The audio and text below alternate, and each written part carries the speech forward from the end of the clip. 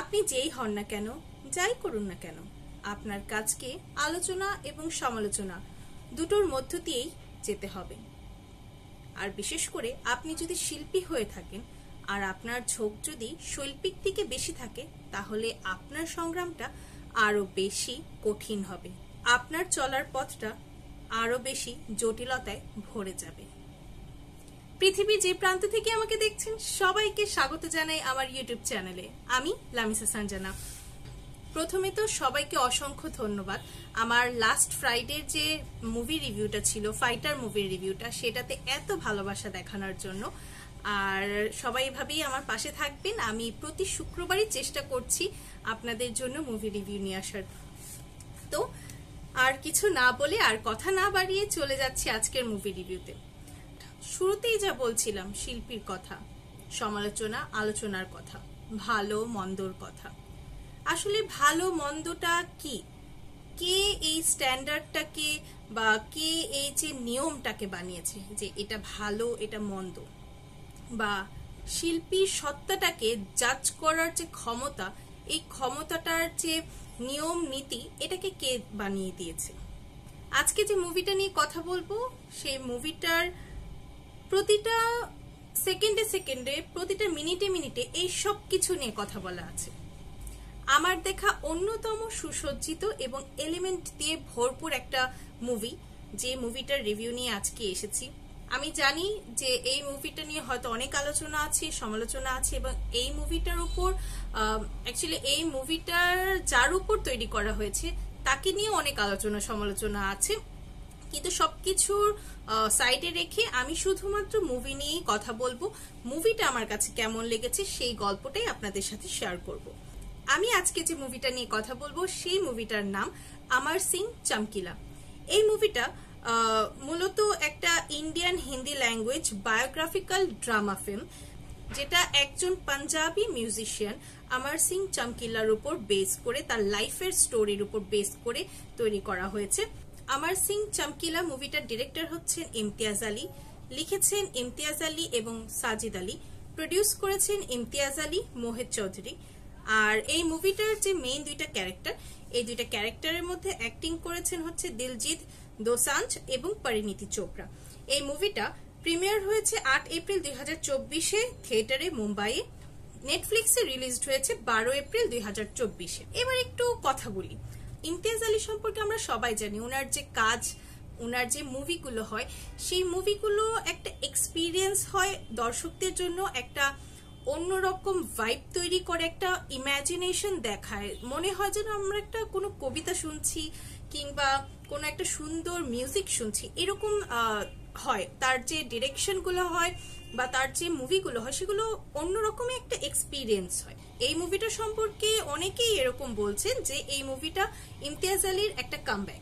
আমার দিক থেকে যদি বলি, এই মুভিটা আমার কাছে অসাধারণ লেগেছে। স্টোরিটা কিন্তু খুবই সিম্পল। স্টোরিটার কথা যদি বলি, তাহলে স্টোরিটার যে ফেজ গুলাকে খুব সুন্দরভাবে সাজানো হয়েছে। অমর সিং চমকিলা আসলে কে, সে কি গান লিখেছে, সে কি গান গেয়েছে, সে কোন জায়গাকার, আমি কিছুই জানতাম না এই মুভিটা দেখার আগ পর্যন্ত। যখন আমরা একটা মানুষ সম্পর্কে জানি না এবং সেই মানুষটা সম্পর্কে মুভি দেখি, যদি ওই মুভিটা ওভার রিটেন থাকে, যে তার রিয়েল লাইফ স্টোরি থেকে একটু বেশি ময়মসলা দেয়া থাকে, তাহলে না যখন আমরা মুভি দেখি তখনই বোঝা যায় যে আচ্ছা এখানে কিছু ইনগ্রিডিয়েন্টস বেশি দেওয়া আছে, একটু মশলা বেশি দেওয়া আছে, একটু বেশি ড্রামা আছে। বাট যখন আমি এই মুভিটা দেখছিলাম, আমার কাছে এক সেকেন্ডের জন্য মনে হয়নি যে বেশি কিছু এলিমেন্ট ইউজ করা হয়েছে এই স্টোরিটার মধ্যে। ওভার রিটেন কোনো স্টোরি না, যথাসম্ভব চেষ্টা করা হয়েছে রিয়েলিস্টিক রাখার, যতটুকু সম্ভব রিয়েল রাখার চেষ্টা করা হয়েছে। হ্যাঁ, অবশ্যই যেহেতু এটা একটা পাস্টে ঘটে যাওয়া ঘটনা বা পাস্টের একটা হিস্ট্রি, যেটাকে প্রেজেন্ট করা হচ্ছে ক্যামেরার মাধ্যমে, একটা মুভির মাধ্যমে, তো এটার মধ্যে অনেক কিছু আপস এন্ড ডাউনস হবে, অনেক কিছু আনরিয়াল হবে। কিন্তু ওইটা যখন দর্শকরা ধরতে পারে সেটা হচ্ছে ফল্ট, কিন্তু যখন দর্শকরা সেটা ধরতে না পারে সেটা কিন্তু একটা অ্যাপ্রিসিয়েটিং ব্যাপার হয়ে দাঁড়ায়, যে আমরা ধরতে পারি না যে এটা হয়তো পাস্টে ঘটেনি, এই জিনিসটা আমরা ধরতে পারিনি। তো এই মুভিটার স্টোরি রাইটিংটা আমার কাছে অনেক বেশি ভালো লেগেছে। এই মুভিটাকে যেভাবে সাজানো হয়েছে ফেজ বাই ফেজ, এটা আমার কাছে দারুণ লেগেছে। কারণ অনেক সময় অ্যাজ এ রাইটার যখন কেউ এভাবে লেখার চেষ্টা করে যে কখনো ন্যারেটিভ আসছে, কখনো পাস্টের কথা বলা হচ্ছে, তারপর পাস্ট থেকে ডিরেক্ট ফিউচারে চলে যাওয়া হচ্ছে, তারপর ফিউচার থেকে আবার পাস্টে চলে যাওয়া হচ্ছে, আবার পাস্ট থেকে প্রেজেন্টে চলে আসা হচ্ছে, এই যে একটা ট্রানজিশন, টাইম পিরিয়ডের যে ট্রানজিশনগুলো আমরা লেখার মাধ্যমে আনার চেষ্টা করি, সেই ক্ষেত্রে অনেক সময় দেখা যায় রাইটারের থিঙ্কিং এ হয়তো সে লিখে যাচ্ছে, কিন্তু যখন একজন পাঠক বা একজন অডিয়েন্স হিসেবে আমরা দেখি বা শুনি বা পড়ি, তখন আমাদের কাছে এটা একটু মেসি মনে হয়, অনেক মেসড আপ মনে হয়, যে আচ্ছা বোঝা যাচ্ছে না যে আসলে কোন সিনের পর কোনটা আসছে, কোন স্টোরির পর কোনটা আসছে, কোনটার সাথে কোনটা লিঙ্ক আপ। তো এখানে দেখা যায় এই যে একটা মিসকমিউনিকেশন চলে আসে। বাট এই স্টোরিটা কিন্তু এই সিস্টেমেই লেখা হয়েছে, বাট এখানে বেস্ট পার্টই হচ্ছে আমাদের বুঝতে একেবারেই কষ্ট হয়নি যে কোন সিনের পর কোন সিন আসছে এবং কোনটার সাথে কোনটার লিঙ্ক আপস আছে। এই যে টাইম পিরিয়ড গুলোর মাঝখানে মিসকমিউনিকেশন, এই জিনিসটা আসেনি, যেটা একটা দারুণ ব্যাপার হয়েছে। অফকোর্স এটা ইমতিয়াজ আলী এবং সাজিদ আলীর লেখা, তো এটার মধ্যে এই জিনিসগুলা যে হবে না এটা জানার বিষয়। লেখার কথা যদি বলি, আমার কাছে চমৎকার লেগেছে, যে স্টোরি প্লটটা সাজানো হয়েছে, যে এলিমেন্টস গুলাকে আনা হয়েছে, চমৎকার হয়েছে। আমি যদিও অ্যাক্টিং সম্পর্কে খুব একটা কথা বলি না, কারণ সবসময় আমি বলে থাকি যেটা সম্পর্কে আমি জানি না সেটা নিয়ে কথা না বলাই বেটার। কিন্তু আজকের এই মুভিটা সম্পর্কে, আমার সিং চমকিলা সম্পর্কে বলতে গেলে অবশ্যই বলতে হয় যে দিলজিৎ এবং পরিণীতি চোপড়া অসাধারণ কাজ করেছে। কারণ দিলজিৎ নিজে একজন সিঙ্গার এবং প্রতিটা সিঙ্গারের একটা নিজস্ব ধরন থাকে, সেই ধরনটাকে ছেড়ে অন্য একজনের যে গান গাওয়ার ধরনটাকে সে অ্যাকসেপ্ট করেছে এবং সেভাবে অ্যাক্টিং করেছে, সেটা অনেক বড় বিষয়। সেই অ্যাক্টিং এর মাঝখানে কোথাও এটা মনে হয়নি যে এখানে দিলজিৎ আছে। পুরো মুভিটা দেখেই মনে হচ্ছিল যেন এটা একটা রিয়েল ক্যারেক্টার। আমার সিং চমকিলা যে সেটা অরিজিনালি এরকমই দেখতে, এভাবেই সে কথা বলে, এভাবেই সে গান গায়। যেহেতু আমি তাকে চিনতাম না, তো আমার কাছে সেটা রিয়েল একজন মানুষ মনে হয়েছে। সেখানে অন্যদিকে পরিণীতির কথা যদি বলি, আমার কাছে মনে হয়েছে পরিণীতি চোপড়ার পুরো যে অ্যাক্টিং ক্যারিয়ার, সেটার মধ্যে one of the best acting ছিল হচ্ছে এই মুভিতে। কারণ যিনি রিয়েল আমার সিং চমকিলার ওয়াইফ, তার ছোট থেকে ছোট মুভ সে কপি করেছে, ছোট থেকে ছোট মুভ সে অ্যাক্টিং এ নিয়ে আসছে, ইনক্লুড করেছে। কিভাবে সে তালি দেয়, কিভাবে সে দাঁড়ায়, কিভাবে সে হাসে, কিভাবে সে মুখের সাউন্ড করে, কিভাবে সে গান গায়, প্রত্যেকটা জিনিস সে নিজের অ্যাক্টিং এর মধ্যে নিয়ে আসতে পেরেছে। এবং কোথাও পুরো মুভির মাঝখানে মনে হয়নি যেটা পরিণীতি চোপড়া, সেটা মনে হচ্ছিল একটা রিয়েল ক্যারেক্টার। আর এটার জন্য যে তাদের পরিশ্রম, সেটা সম্পূর্ণরূপে দেখা যায়, বোঝা যায় যে তারা পরিশ্রম করেছে। তো এই জিনিসটা আমার কাছে খুবই দারুণ লেগেছে। এখানে প্রতিটা ক্যারেক্টারই অ্যাক্টিং ভালো করেছে, কিন্তু তাদের দুইজনের ক্যারেক্টার বা তাদের দুইজনের যে অ্যাক্টিং, সেটা নিয়ে আসলে কথা বলতেই হয়, তারা অসাধারণ কাজ করেছে। আনএক্সপেক্টেড একটা পেয়ার ছিল, কারণ কখনো এভাবে কল্পনা করি নাই যে এরকম একটা মুভিতে আমরা পরিণীতিকে এবং দিলজিৎকে দেখতে পারবো। দিলজিৎকে বলিউডে খুব কম দেখা যায়, দেখা গেলেও একটু ফান জোনের দিকেই বেশি দেখা গিয়েছে। আমি দিলজিৎকে খুব কম দেখেছি, আমার দিক থেকে বললাম। তো বাকিদেরটা আমি বলতে পারি না, তার কেরিয়ার সম্পর্কে আমার খুব একটা ধারণা নেই, তো যতটুকু আছে সেটাই আমি একটু শেয়ার করলাম। এবার মুভিটার কিছু সিন নিয়ে একটু আলোচনা করি। প্রথম, আমরা মুভি দেখতে বসলে কোনো এক্সপেকটেশনস ছাড়া আমরা মুভি দেখতে বসি এবং স্টোরিটা গ্রো করতে দেখি। বাট এই মুভিটা আমি বসছি স্টোরিটা দেখতে এবং সাডেনলি আমি শকড। ফার্স্টের 10 মিনিটের মধ্যে আমি শকড, কারণ এরকম একটা সিন দিয়ে যেটাকে হয়তো একদম লাস্টে দেয়া যেতে পারতো, সেই সিনটা একদম শুরুতে, তো ওইটা আমাকে শক করে। বাট এটা একটা গুড স্টার্টিং হয় যে আচ্ছা এই সিনটা কেন আসলো, এটা কেন হলো। এই মুভিটার সব থেকে সুন্দর বিষয় হচ্ছে মুভিটাতে সবগুলো দিক দেখানো হয়েছে। একদিকে এখানে চমকিলা কে সেটা দেখানো হয়েছে, তার যে গানগুলো কি ধরনের সেটা দেখানো হয়েছে। তার গানগুলো মানুষের উপর কি ইম্প্যাক্ট ফেলছে, মানুষ কিভাবে ওই গানগুলোকে নিচ্ছে পজিটিভলি নেগেটিভলি, ওটা দেখানো হয়েছে। এমনকি সে কেন এই ধরনের অশ্লীল গান গায় সেই কারণটাও দেখানো হয়েছে। এবং এই যে একজন নন স্টার, একজন সাধারণ মানুষ থেকে চমকিলা হয়ে ওঠার যে স্ট্রাগলটা, এটা দেখানো হয়েছে। তারপরে চমকিলার থেকে নিয়ে একজন সুপারস্টার চমকিলার যে একটা স্ট্রাগল, যে তাকে তার কাজ করার যে ক্ষমতা, তাকে তার যে পায়ের বা একটা গাছ যেরকম শিকড় ছড়িয়ে মাটিকে আঁকড়ে ধরে থাকে, ওইরকমই একজন শিল্পীকে তার কাজ দিয়ে আঁকড়ে ধরে থাকতে হয় মানুষের সাথে। তো ওই জিনিসটাকে সে কিভাবে আঁকড়ে ধরার চেষ্টা করছে প্রতিনিয়ত, এই যে একটা স্ট্রাগল, চমকিলা হয়ে থাকার যে একটা স্ট্রাগল, ওই স্ট্রাগলটাকে দেখানো হয়েছে। এখানে লাভ স্টোরিটাও চলে আসছে তার এবং তার ওয়াইফ নিয়ে, এখানে অনেক কিছু চলে আসছে।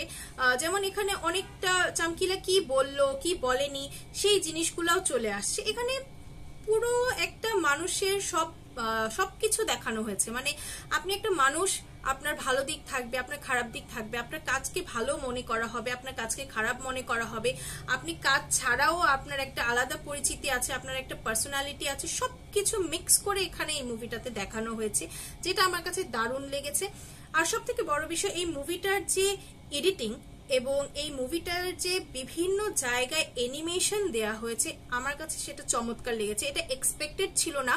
অ্যানিমেশন গুলোকে নিয়ে আসা হয়েছে যে জায়গাগুলোতে, সেই জায়গাগুলো বেশ চমৎকার ভাবে ওইটাকে ট্রানজিশনের মাধ্যমে দেখানো হয়েছে, যে এই মুভিটার এই সিনটাকে এভাবে করে দেখানো হচ্ছে যে। আর মুভিটার যে ডিরেক্টিং এতটা ইম্প্যাক্টফুল হয়েছে, এখানে ডিরেকশন এত সুন্দর করা হয়েছে যে এই যে দুইটা সিনারিও, একটা পাস্ট এবং একটা প্রেজেন্টের সিনারিও, দুইটাকে দুই পাশে রাখা হয়েছে, এই জায়গাটা খুবই খুবই চমৎকার লেগেছে। हर किसी की ना सही गलत सोचने की औकात नहीं होती मैडम, मेरी तो नहीं है। मुझ जैसे को तो बस कैसे तैसे करके जिंदा रहना होता है। मैं चांस नहीं ले सकता जी।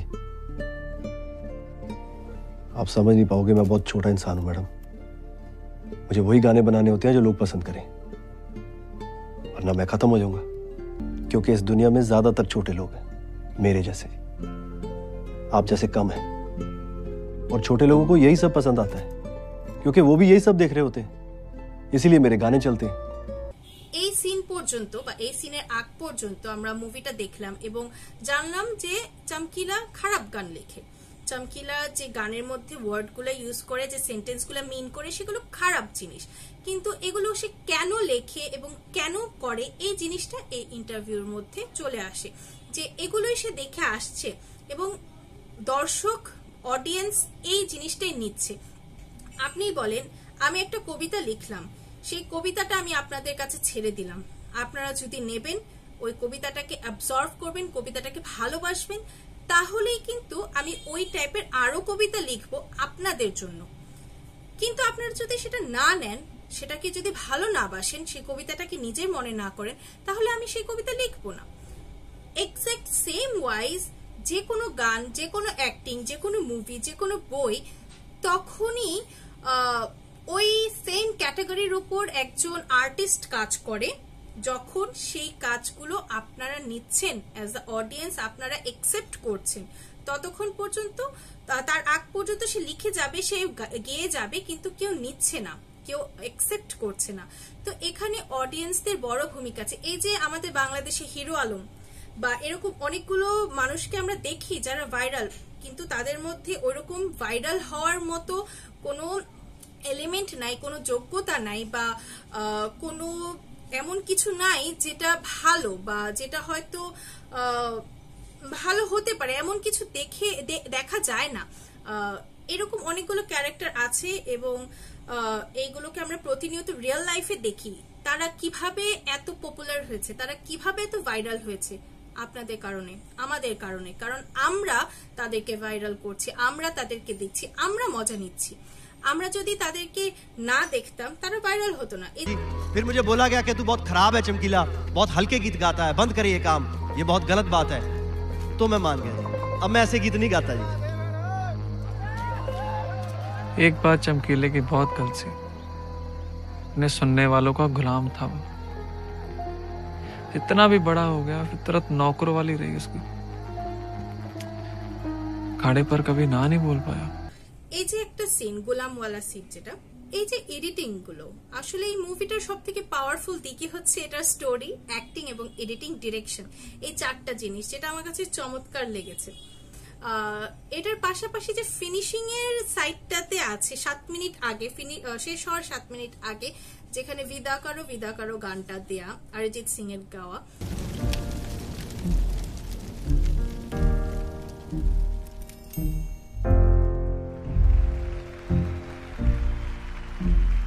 मैनू विदा करो जी, अब विदा करो मेरे यारा। এই সিনটা পুরো মুভিটাকে একবারে সামারাইজ করে দেয়া হয়েছে, কিভাবে আমার সিং চমকিলার পুরো মুভিটার মধ্যে যাত্রা শুরু হলো এবং সে কি করলো না করলো, এবং যে তাকে বিদায় দেয়া হয়েছে সেটাও কত সুন্দরভাবে দেখানো হয়েছে। আর শেষটাও বেশ চমৎকার লেগেছে।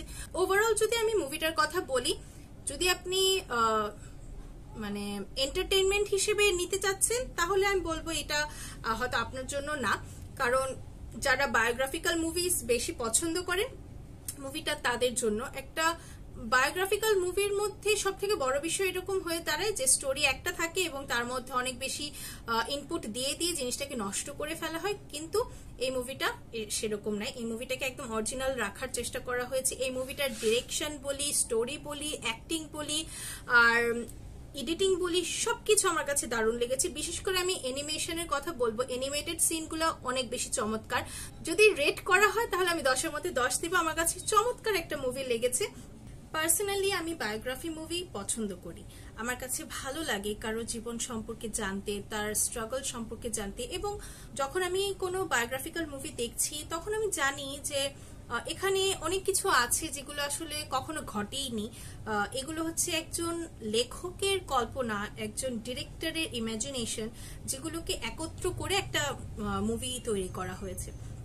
বাট যখন এই মুভিটা দেখছিলাম তখন আমার কাছে এক মুহূর্তের জন্য মনে হয়নি এটা কোনো কল্পনা বা এটা কোনো রাইটারের লেখনী। এটা আমার কাছে মনে হয়েছে এটা অরিজিনাল স্টোরি। আর আমি কখনো গান সম্পর্কে খুব একটা কথা বলি না, অ্যাক্টিং সম্পর্কে কথা বলি না, বাট এই মুভিটার ক্ষেত্রে আমাকে বলতেই হচ্ছে এই মুভিটার গানগুলোতে মিউজিকের থেকে বেশি এই মুভিটার গানের যে লিরিক্স গুলো সেগুলো অনেক বেশি ইম্প্যাক্টফুল। যেমন মুভিটার শুরুর দিকেই একটা গান দেয়া হয়, চমকিলা সং মেবি, বা এটার একটা কোনো নাম হবে, আমি খেয়াল করিনি, কিন্তু ওই গানে পুরো চমকিলা সম্পর্কে সবকিছু বলে দেওয়া হয়েছে। সে কি করে, কি টাইপ গান লেখে এবং সে কে, কিভাবে আসছে, সবকিছু ওখানে বলা আছে। এবং গানগুলোকে মুভিটার বেসিক্যালি আমার সিং চমকিলার উপর, আমার সিং চমকিলার যে গানগুলো সেই গানের সাথে ম্যাচ আপ করে তারপরে এই মুভিটার গানগুলো রাখা হয়েছে, যেটা আমার কাছে বেশ ভালো লেগেছে। কেননা যখন দুইটা ডিফারেন্ট টাইপস অফ গান হয়ে যাবে একটা মুভির ক্ষেত্রে তখন কিন্তু জিনিসগুলো একটু মিসব্যালেন্সড হবে।